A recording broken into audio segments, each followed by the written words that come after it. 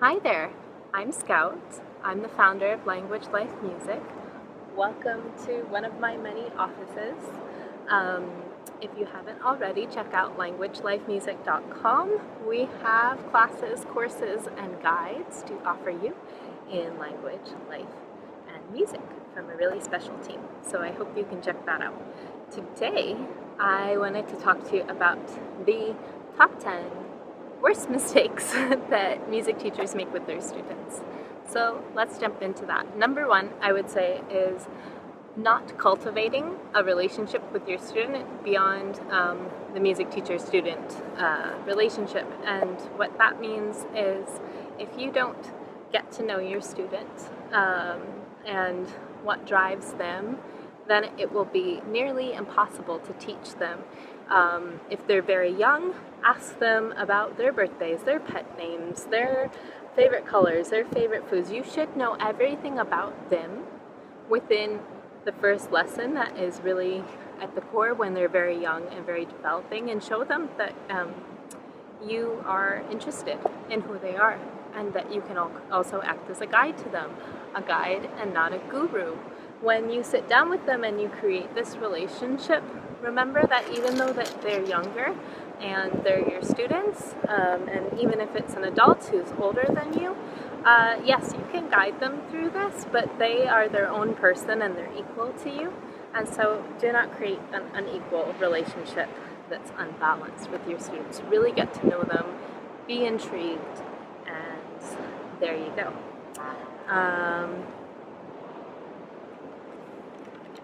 The cops are telling people not to surf over there because it's like super riptide today.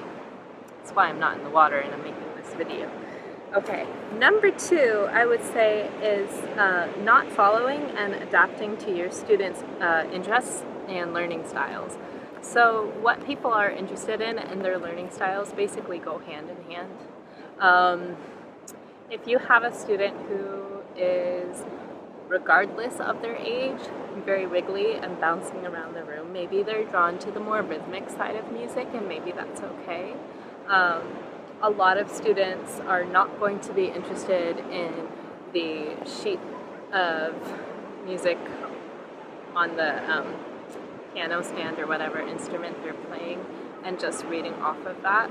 Get to know what music they love, get to know what drives them, and get to know if they're visual learner, if they need to hear things, if they need to touch things, if they're kinesthetic, and really observe what their energy and what their attitudes are like towards different activities and teach towards that. Let them be the guide. So that flows right into, I think, what I have on the list is number three. Yep, teaching from the book. So boring. A lot of these books that were published a long time ago are completely irrelevant. And they're not really showing your skills as a teacher. If you can open up something that is the equivalent of a music textbook and teach just from that, if you're a teacher, it means that you have a lot to offer, and a lot to offer specifically to that student, and that's not going to come from a book. And a lot of those exercises that are outdated are boring and completely, they're irrelevant to your students' lives. The music is not musical. And if there is music in it, it might not be relevant to your students' life. So find what's relevant and don't teach from the book. Nope, cross that one off. All right. Not incorporating singing and storytelling. What is the first instrument that we have besides percussion? It's our voices. It's storytelling. Even if there aren't lyrics in a song, make sure that you incorporate kind of story and let the student explain to you what they think that song is about that they're learning. That way they have imagery in their heads, they have emotions that they can connect the song to, and that will make all of the other concepts of the music fit in to that song. Not doing that is teaching music separate from emotion and the human experience, and that just doesn't work. I have nothing else to say about that. Okay. All right, let's get into this one. Why do you teach every good boy deserves fudge, or whatever, instead of the order of thirds. Kids are smart if you're teaching kids. Adults are smart. People are smarter than you think they are. Give them credit. They can learn E, G, B, D, F, A, C. E, G, B, D, F, A, C. They can learn it associated with colors. They can learn it associated with rhythms. They can go clapping E, G, B, D, F, A, C. Whatever rhythm you want to associate with that. That way they're learning the lines and the names of the lines on the music, and that's fine. And I think you should do the same pattern for the spaces and for the lines. It doesn't matter, because what you are teaching is the order of thirds, which is harmony, basic harmony. E, G, B, that's a chord.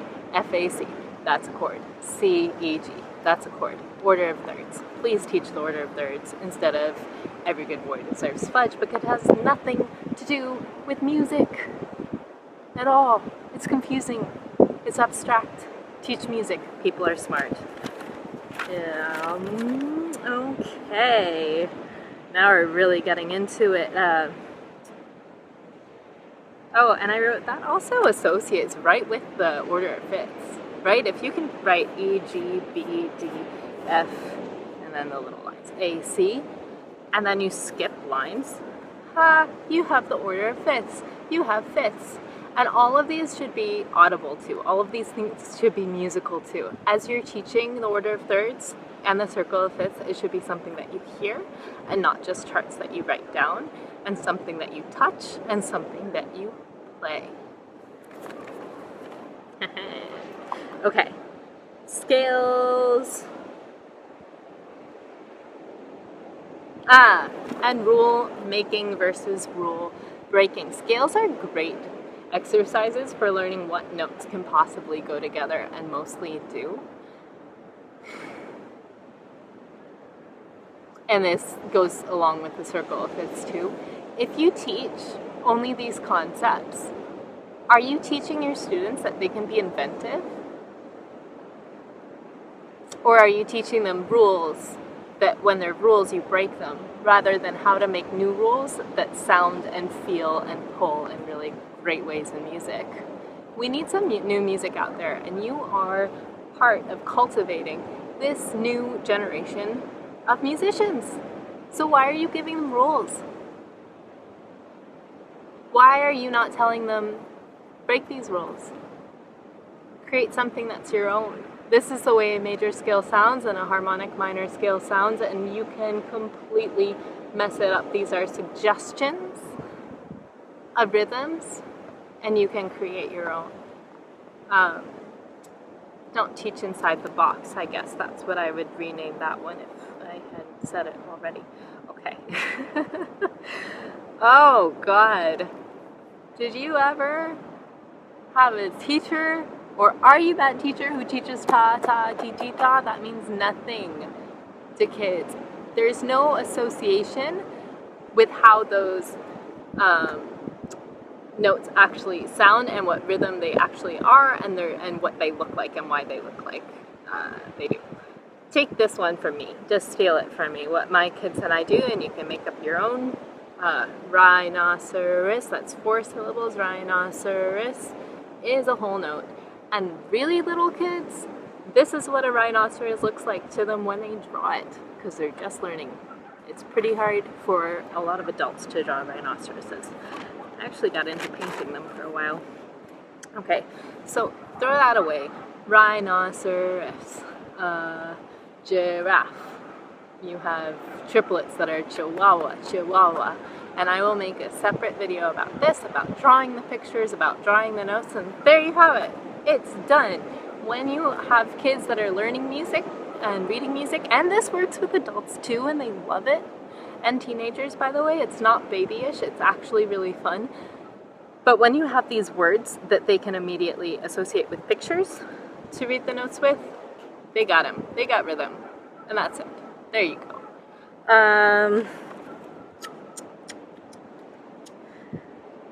So this one kind of goes in with how I opened up, which is not knowing your students' musical tastes. But let's get deeper into that. I had had to learn a lot of songs when I was a kid that I just really didn't like. And because I didn't like them, I didn't practice them. How do you get your students to practice? Is you have them play their favorite songs, which seems so obvious to me. But for some reason we think that they're just going to overcomplicate things because they're not in chromatic or major scale order or whatever. And that's just not true at all. I teach kids right off the bat songs by Elton John, songs from The Lion King, songs from Moana, songs that they love to sing. And I do the same thing with adults. And they practice all the time. And if they're really little, they're giving their kids concerts all the time. My kids and my adults right away know how to play Happy Birthday. It's not that complicated. It's not that complicated. Don't dull down your music lessons, and don't teach them something they don't want to play, because obviously you'll have a problem with your students practicing. Problem solved. Okay. Sorry, I'm very passionate about this. I can make another video about my own experience growing up and learning music from phenomenal and horrible, scary teachers. Alright, so the last thing I want to talk about is praise versus instilling an inner recognition of abilities. And this goes for students of any ages. In the end, it shouldn't matter how much you approve as a teacher of what your student is able to do, regardless of what you're teaching. It should matter how that student feels about what they're able to do and what that intrinsically means for them. That doesn't mean that they need to reach a certain level to get a certificate or whatever, a level of accomplishment, to feel good about what they do. This is something that you work into every lesson, a recognition of you did that. That was awesome. You are capable. How does that make you feel? Does that make you feel really good? Let's do it again. And this time really observe what you know now versus what you knew last week, 2 years ago, 5 years ago. How much have you grown? I bet that feels really good. I bet you feel really proud of yourself. You see how that has nothing to do with how me as a teacher, how I feel towards my students and their accomplishments. It really has to do with how they feel about themselves. So those are my top 10, and I will add to this. And I got really passionate about that because I am. And I will see you in the next video. Check out Language.Life.Music.com and have a great day. Bye.